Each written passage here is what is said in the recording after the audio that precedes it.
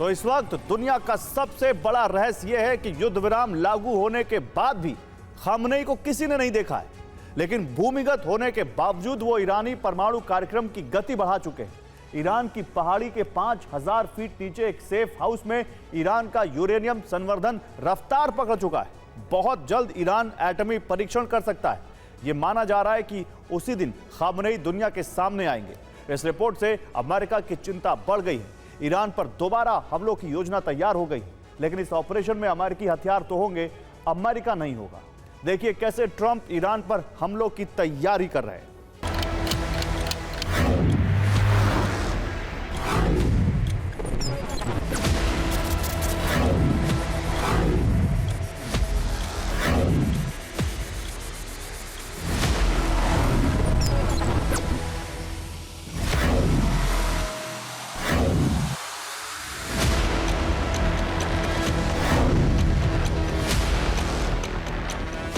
Iran Israel cease fire के करीब 10 दिन बीत चुके हैं। सारी स्थितियां साफ हो चुकी हैं।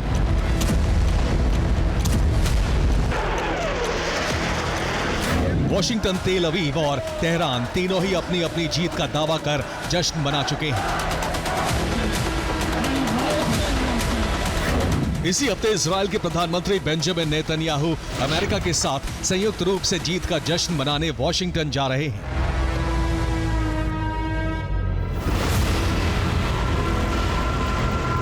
लेकिन एक सवाल है जिसका जवाब किसी के पास नहीं है। ईरान के supreme leader Ayatollah Ali Khamenei कहां हैं? खामनेई अब तक सामने क्यों नहीं आए हैं?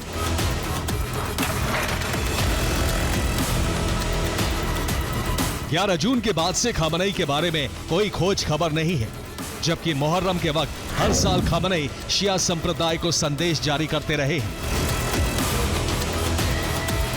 लेकिन 2025 में उन्होंने कोई संदेश जारी नहीं किया।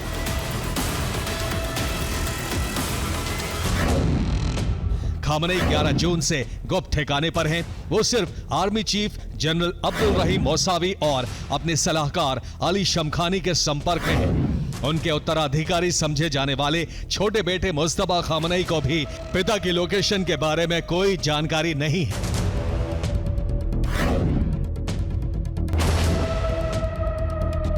खामनेई का लापता होना अमेरिका इजराइल के लिए अब सिर दर्द बनता जा रहा है, क्योंकि लापता खामनेई बिना अमेरिका की धमकियों की परवाह किए अपने एजेंडे को आगे बढ़ा रहे हैं।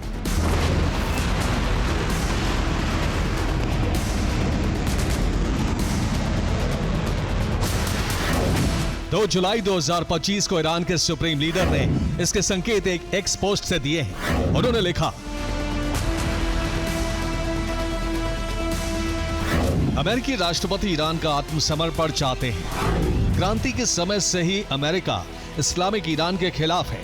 हर बार वो बहाने बनाते हैं, कभी परमाणु कार्यक्रम, कभी मानवाधिकार, कभी मिसाइल, लेकिन मुद्दा सिर्फ ईरान का सरेंडर है।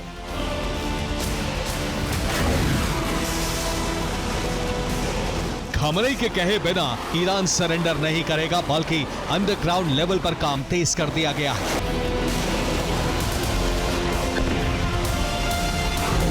ईरान यूरेनियम संवर्धन की तैयारी कर रहा है। यूरेनियम सेफ हाउस पिकैक्स पर गतिविधियों की रिपोर्ट है। ईरान परमाणु परीक्षण की तैयारी भी कर रहा है।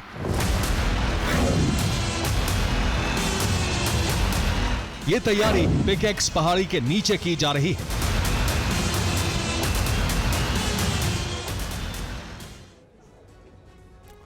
और ईरान के नतांज न्यूक्लियर प्लांट के पास ही ईरान का नया यूरेनियम सेफ हाउस है, जिसका नाम है पिकैक्स। ये सुरंगों के जरिए नतांज से जुड़ा हुआ है। इसका निर्माण ईरान ने 2012 में शुरू कर दिया था और इसकी जानकारी IAEA को भी नहीं थी। पिकैक्स की ऊंचाई 5000 फीट है और यूरेनियम स्टोरेज एरिया पहाड़ी के 328 फीट नीचे है। रिपोर्ट है कि नतांज में हैवी मशीनरी का मूवमेंट देखा गया है। नतांज से जुड़े पिकैक्स ठिकाने में बड़ी हलचल देखी गई है। अंदेशा है कि ईरान ने यहां यूरेनियम संवर्धन शुरू कर दिया है। रिपोर्ट है कि सेंट्रीफ्यूज भी पिकैक्स में लगाए गए हैं। ईरान ने 400 किलो संवर्धित यूरेनियम यही रखा था। अमेरिका के हमले से पहले फोर्दो, नतांज से यूरेनियम हटाया गया था। गहराई और पहाड़ी की ऊंचाई के चलते पिकएक्स फोर्दो से भी ज्यादा सुरक्षित है और यहां कोई बंकर बस्टर बम नहीं पहुंच सकता है।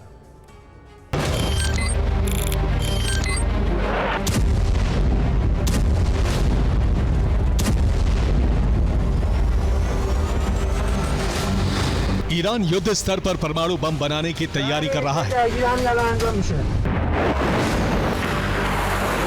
परमाणु हथियारों के प्रसार पर नजर रखने वाली कई संस्थाओं की रिपोर्ट है कि ईरान जल्द एटमी परीक्षण कर सकता है।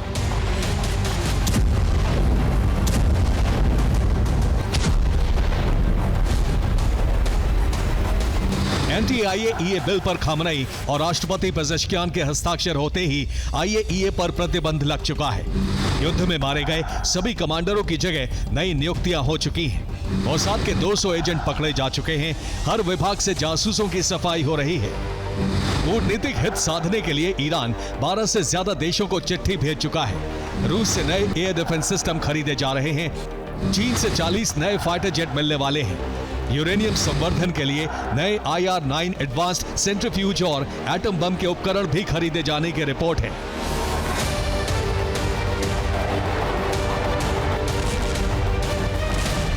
यानी ईरान अगर अगले 2 साल में परमाणु बम बनाता तो अमेरिकी हमलों के बाद यह काम वो 2 से 6 महीने में करने की तैयारी में जुट गया है।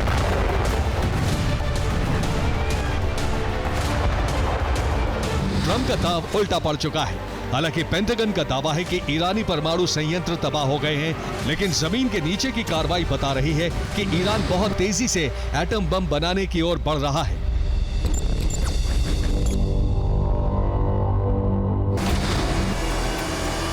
अमेरिका और इस्राएल की चिंता बढ़ गई है। अमेरिका ने कहा है कि आईएईए के साथ ईरान का सहयोग तोड़ना स्वीकार नहीं है। बिना देरी किए ईरान आईएईए से प्रतिबंध हटाएगा।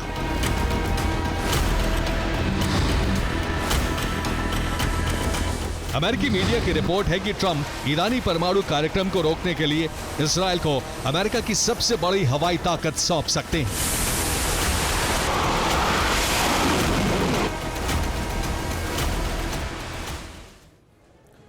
तो अमेरिकी मीडिया की खबर के मुताबिक इजराइल को B-2 बॉम्बर दिए जा सकते हैं। इन बॉम्बर्स के साथ सबसे शक्तिशाली GBU-58 बंकर बस्टर बॉम्ब भी दिए जा सकते हैं। इस मुद्दे पर यूएस कांग्रेस में बाईपार्टीसन यानी दोनों पार्टियों ने बिल पेश किया है। रिपब्लिकन और डेमोक्रेट रिप्रेजेंटेटिव्स ने साझा बिल यूएस कांग्रेस में रखा है। अगर यूएस कांग्रेस से यह विधेयक पारित होता है तो इजराइल को बॉम्बर और बंकर बस्टर मिलने का रास्ता साफ हो जाएगा। इनके जरिए ईरानी परमाणु केंद्रों पर हमले किए जाएंगे।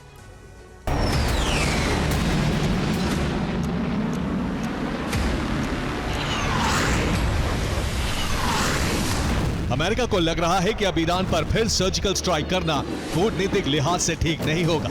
उसने इजराइल को बंकर बस्टर और B-2 बॉम्बर देने का रास्ता तैयार करना शुरू कर दिया है।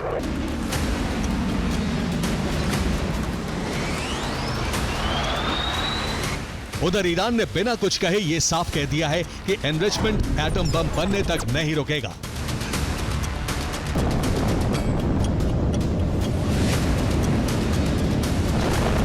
खामनेई भले दुनिया के सामने ना आए हों, लेकिन ईरान के सबसे महत्वपूर्ण कार्यक्रम से लगातार जुड़े हैं। इसीलिए यह माना जा रहा है कि खामनेई ईरान के एटमी पावर बनने के साथ ही देश के नाम संदेश जारी करेंगे और दुनिया के सामने आएंगे।